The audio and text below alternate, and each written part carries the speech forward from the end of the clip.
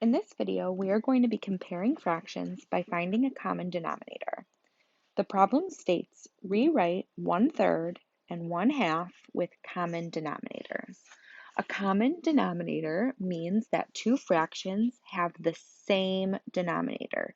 You can see in our problem here, 1/3 and 1/2 do not have common denominators because the denominators in each of these are different.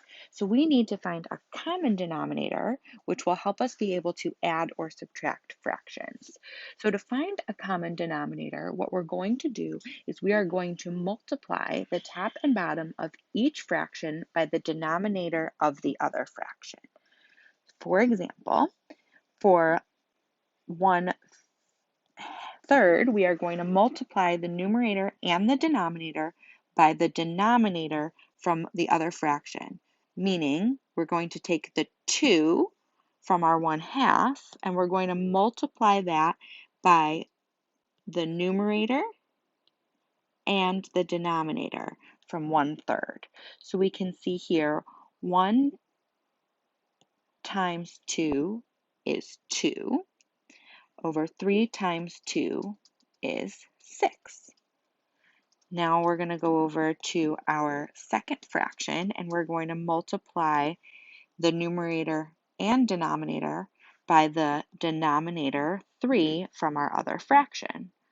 So now I'm going to multiply this one times 3 times 3. So here we have 1 times 3 is 3, 2 times 3 is 6. Now you can see here we have a common denominator of 6. So 2/6, which is equivalent to 1/3, and 3/6, which is equivalent to 1/2. That is how we found a common denominator of 6. So when I represent this on my visual model, we'll be able to see, for example, here is my 2/6. 1, 2, 3, 4, 5, 6 pieces. We have 2 colored in. And in my other fraction, we can see here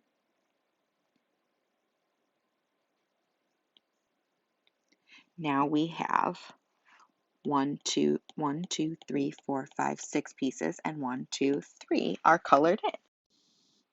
The next part of our problem states write two inequality statements using less than, greater than, or equal to compare 1/3 and 1/2.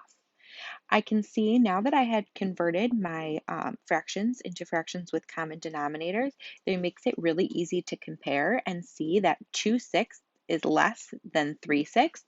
So 1/3, which is equivalent to 2/6, will be less than 1/2, which is equivalent to 3/6.